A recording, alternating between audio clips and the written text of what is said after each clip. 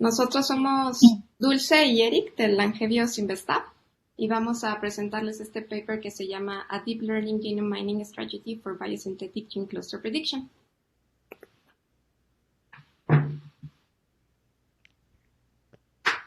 Y bien, en otros seminarios hemos discutido precisamente métodos analíticos de Big Data para responder preguntas de biología.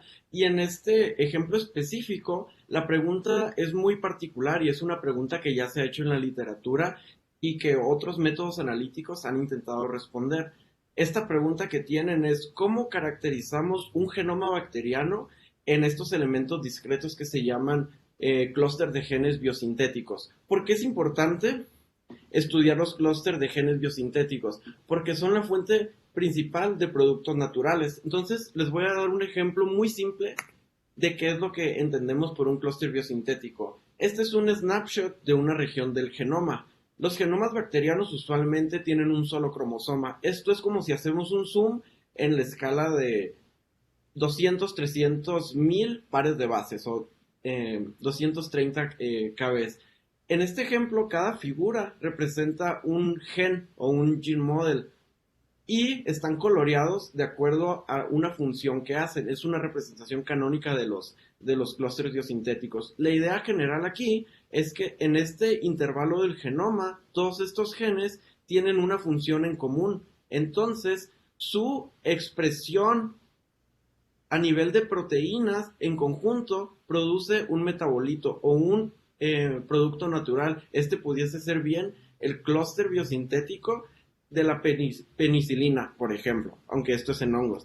Entonces, eh, una de las características que son muy relevantes de los clústeres biosintéticos es que tienen estas entidades discretas que se llaman genes, y estos genes tienen unas estructuras que les llamamos dominios. Entonces, si hacemos un zoom del gen naranja, vemos que tiene señalado un recuadro azul.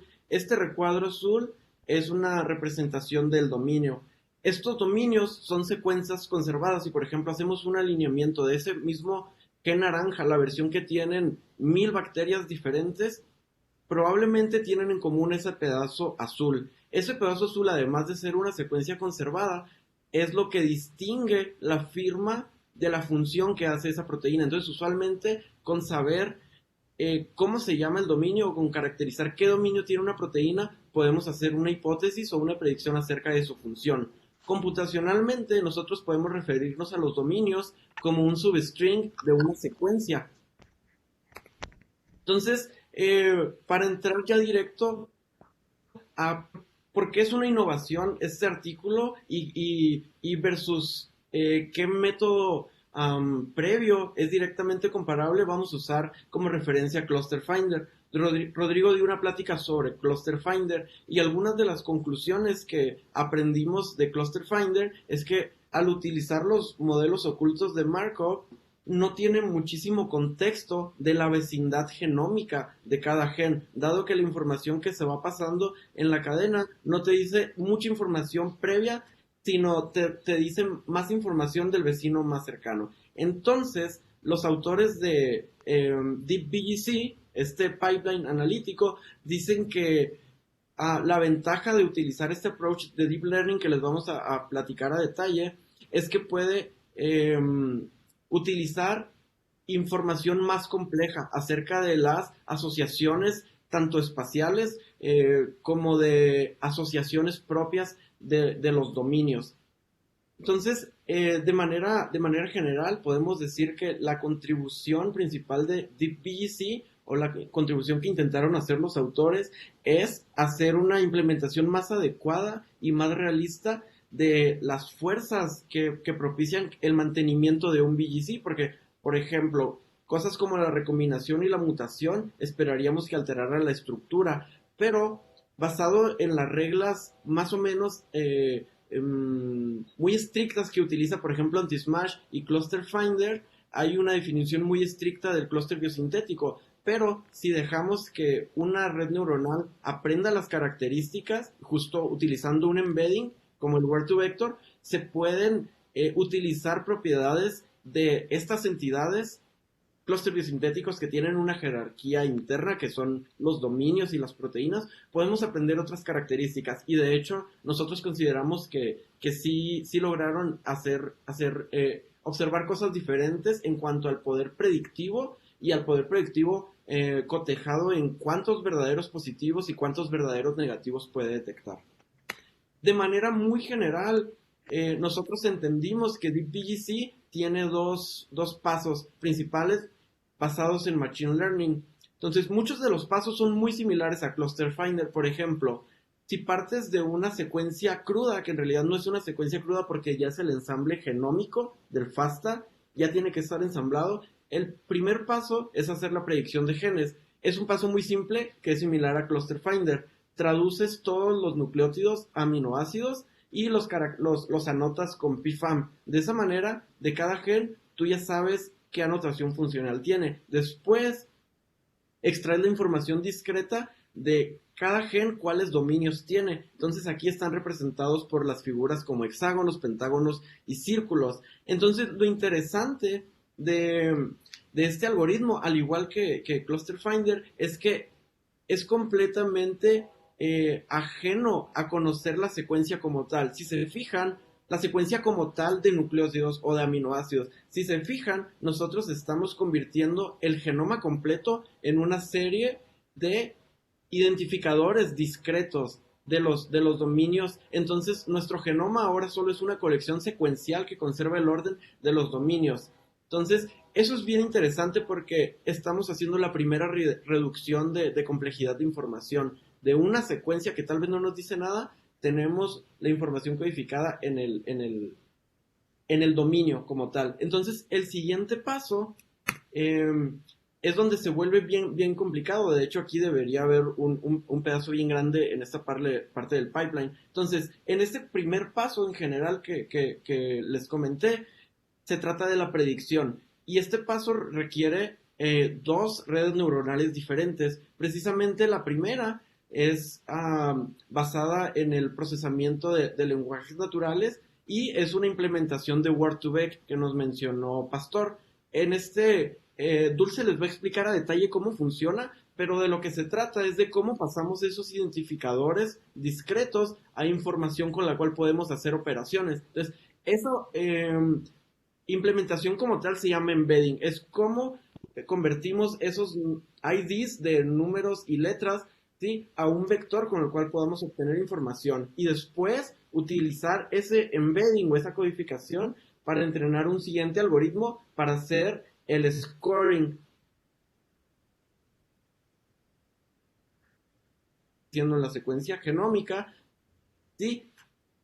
Tú lo evalúas por qué tanto crees tú que pertenece o no a un clúster biosintético. Entonces, los siguientes pasos son muy similares a Cluster Finder a partir de este paso, que se trata de básicamente concatenar y utilizar un threshold para decir, bueno, estos genes, estos dominios que están en este gen que tienen el color azul, pasaron el threshold para yo decir que sí pertenecen a un BGC. Entonces, de esa manera tú vas arreglando con reglas que son muy similares a Cluster Finder. De nuevo, no me gustaría ser redundante. Entonces, el último paso es básicamente como cuando tú ya tienes estas entidades que parecen ser BGCs, puedes ser un poco más permisivo y extender la longitud en la cual juntas dos genes para que pertenezcan a un BGC. La otra parte donde este pipeline sí muestra una innovación es la clasificación, donde básicamente es capaz de predecir de nuevo los BGCs y además asignar una anotación funcional. Con anotación funcional me refiero a que esta información codificada en el dominio PFAM refleja la anotación funcional en las bases de datos. Por ejemplo, si tenemos un dominio de un factor de transcripción, un dominio de unión ADN-A, BGC es capaz de predecir que ese dominio hace esa función canónica.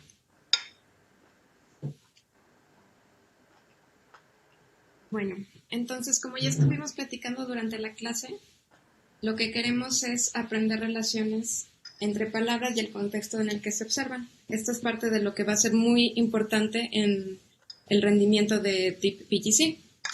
¿No? Entonces, aquí les presento un ejemplo de las dos ideas detrás del aprendizaje con Word2Vec. La primera es muy intuitiva, algo que hemos hecho durante mucho tiempo.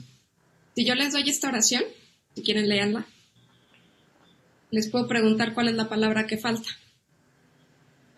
¿Cuál falta? ¿Qué dicen?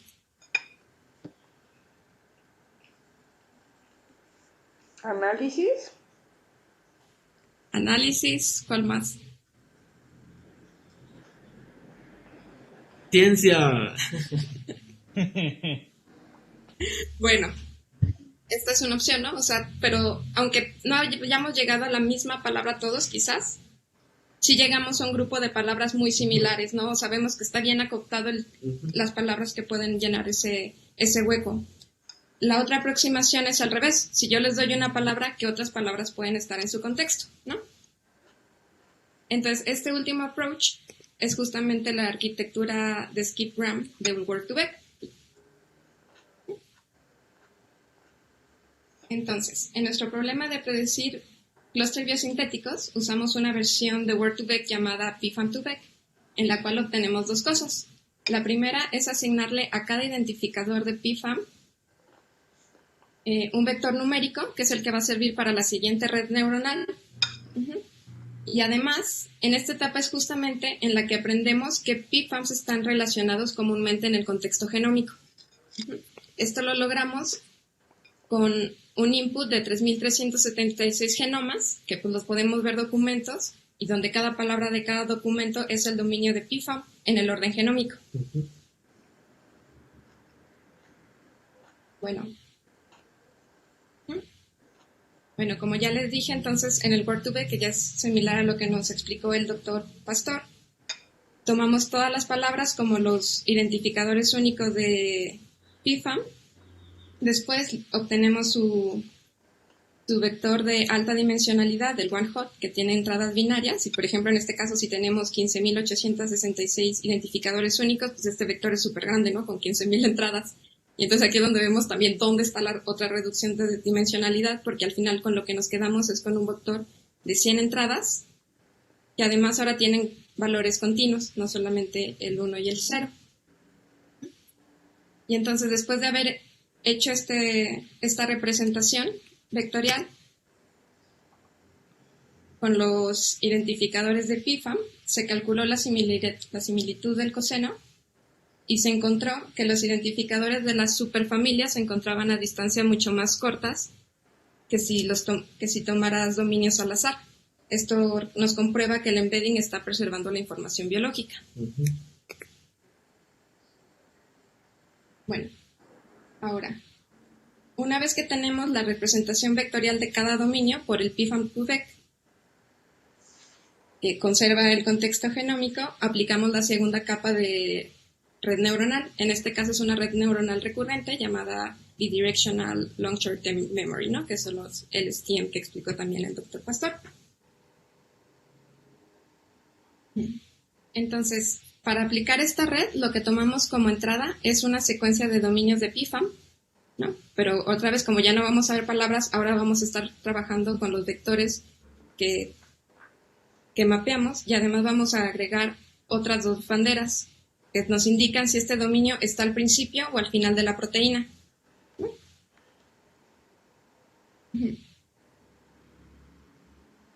Entonces, en cada paso de esta red vamos a estar analizando, o en cada etapa, vamos a estar analizando solo un solo dominio para generar un score de qué tan probable es que esté o no en nuestro clúster biosintético.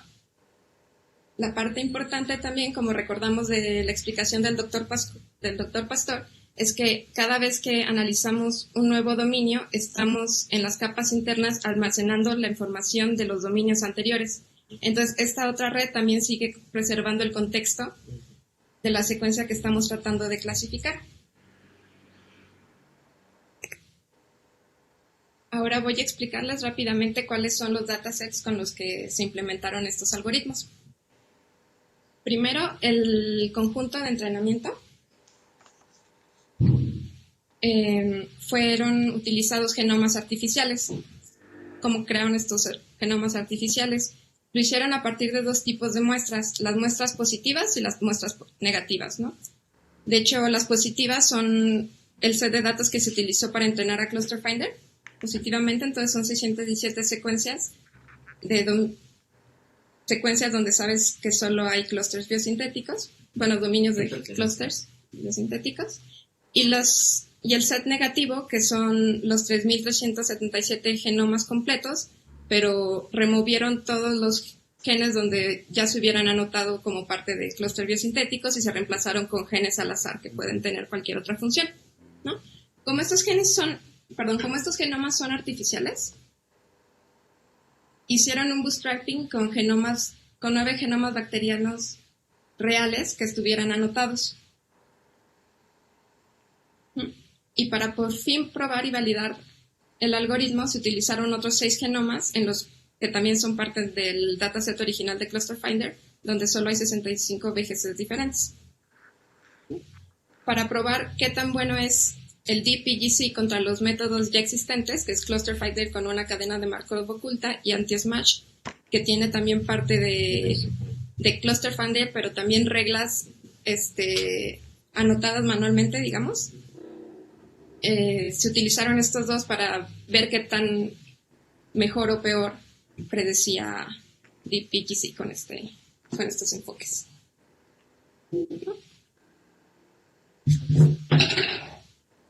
Entonces, si se acuerdan, en otras discusiones hemos evaluado qué tan bueno es un método o un algoritmo para predicción, o en este caso para clasificación, basado en una comparación de la curva ROC.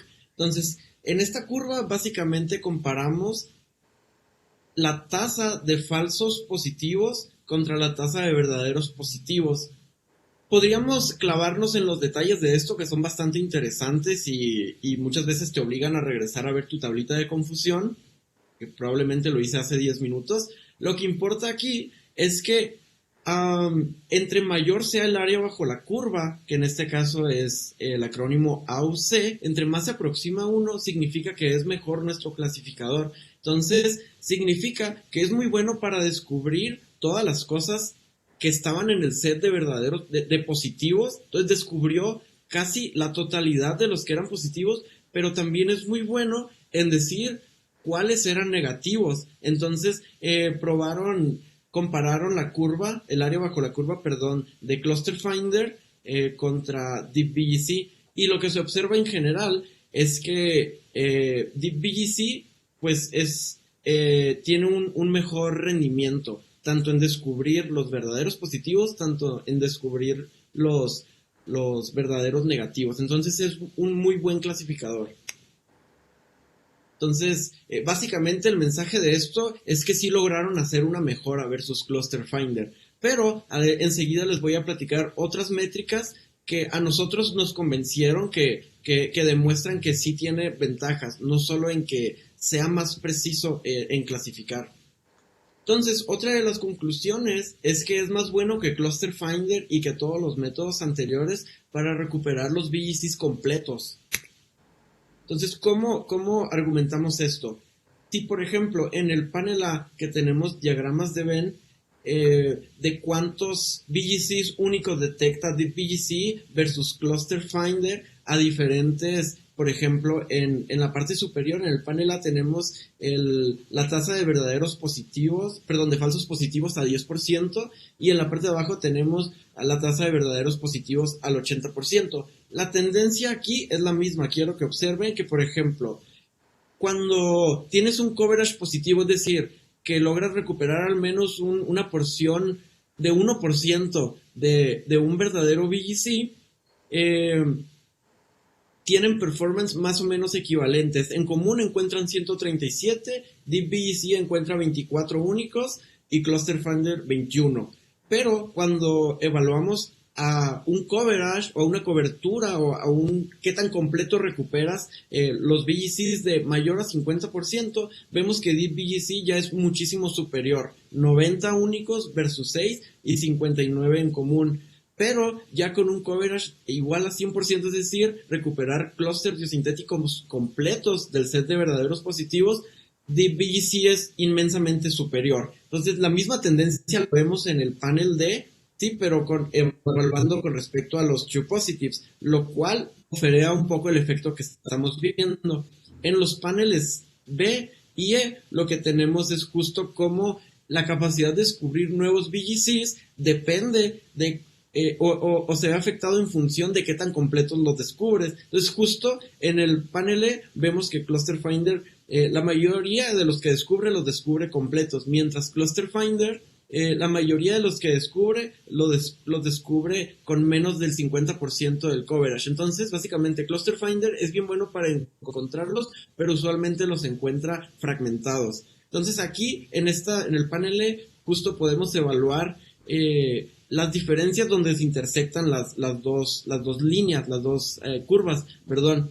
Ahora, hicieron una optimización extra que es, bueno, si nosotros sabemos que en los clústeres biosintéticos más o menos máximo hay una distancia de 2000 pares de bases, vamos a permitir que se extienda el descubrimiento del BGC. Y entonces lo que pasó es que ambos, tanto Cluster Finder como DeepBGC, son más buenos en recuperar los verdaderos positivos, pero aún así Cluster Finder se equivoca. Entonces, en conjunto de estos mensajes lo podemos ver abajo. Tenemos los diferentes colores que representan las diferentes categorías de los que eran únicos de BGC, los DeepBGC, los que eran únicos de Cluster Finder, y después de esta regla de dejarlo que se extienda a 2000 pares de bases, básicamente lo que vemos es, por ejemplo, en estas barras grises están los gene models, la región genómica de los verdaderos BGCs, y justo observamos ese patrón. Los rojos y los rosas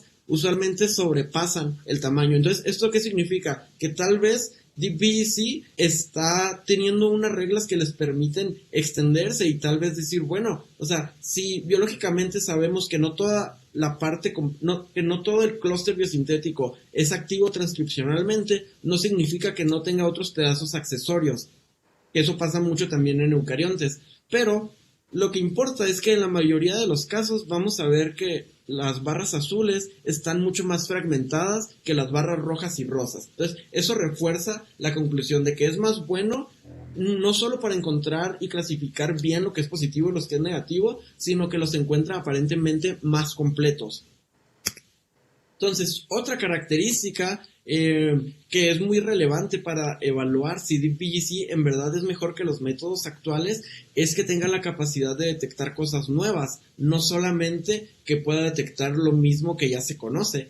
Entonces, a mí me gustó bastante el resultado que obtuvieron y lo vamos a ver de la siguiente manera. En el panel A tenemos tres pie charts que comparan el sobrelape entre los hits de DeepBGC de cada uno de los algoritmos. Entonces, por ejemplo, lo que quiero que pongan su atención aquí es en la porción verde de cada pie, que se refiere a cuántos BGCs nuevos puede detectar. Entonces, Cluster Finder es bien bueno para decir que algo es nuevo.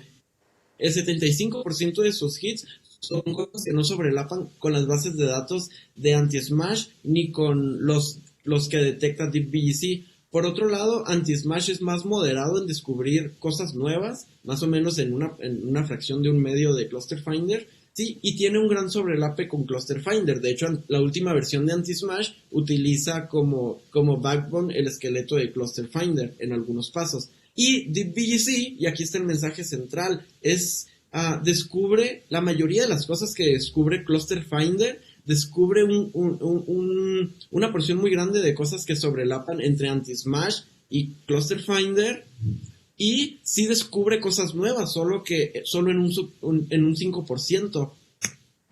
Entonces, referente a la clasificación, para reforzar esto, lo interesante es que es de esa porción de cosas nuevas que puede que puede descubrir, además las puede clasificar. ¿Se acuerdan que en algún punto les dijimos que estos vectores de 100 dimensiones, pues los tendríamos que plotear en un espacio de 100 dimensiones? Entonces, si están familiarizados con métodos de reducción de dimensiones como PCA, este algoritmo TSN1 hace una reducción de dimensiones. Entonces, esos vectores los podemos ver en un espacio de 2 dimensiones.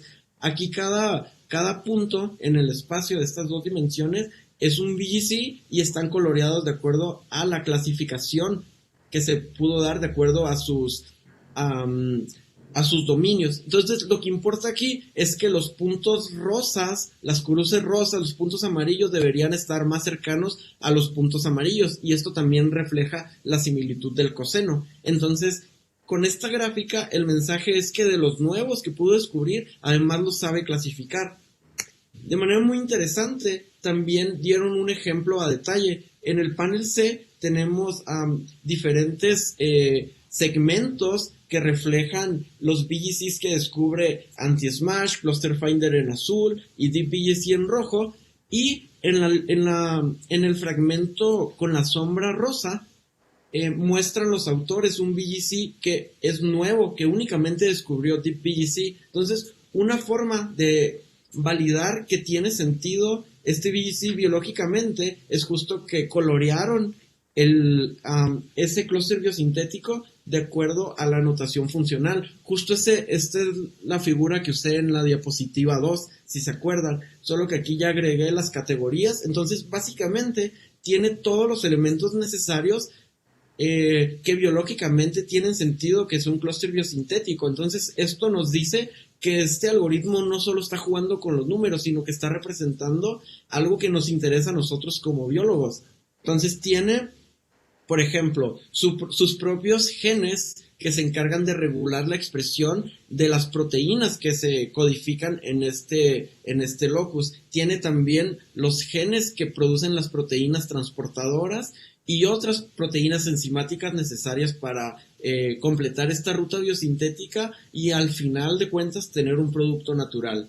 Entonces, una conclusión que podemos hacer de esto es que si tú no tienes poder predictivo y poder computacional y quieres hacer descubrimiento de antibióticos, descargas los genomas y puedes tener al final una región con toda su secuencia, diseñas unos primers, clonas el VGC y pruebas un puño de condiciones experimentales para expresarlo. Entonces, esto nosotros consideramos que es una contribución que aceleraría el descubrimiento de productos naturales, que es lo que en verdad importa en este lado. Obviamente, vale la pena resaltar las cualidades de este enfoque de dos pasos de implementación de redes neuronales. Y justo una discusión interna que tuvimos Dulce y yo es que esta forma de codificar la información discreta del genoma a vectores nos va a permitir pues hacer cosas genómicas pues mucho más fácil, sin complicarnos y sin estar utilizando summary statistics que a veces no significan nada.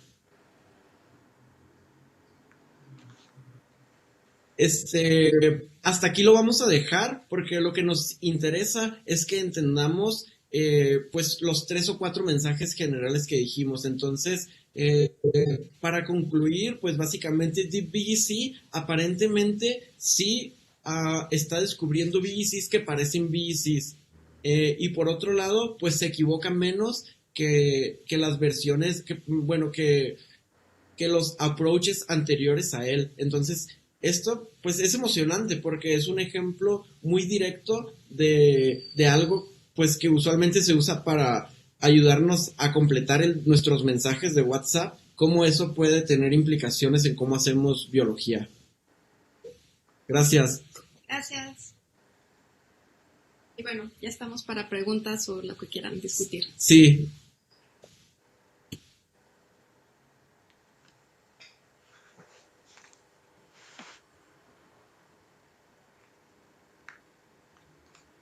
¿Preguntas?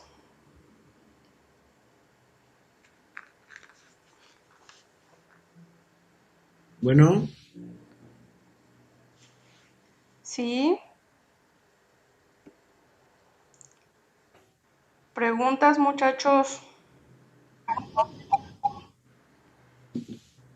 Hola, yo tengo 2 preguntas. La primera es con respecto a la clasificación.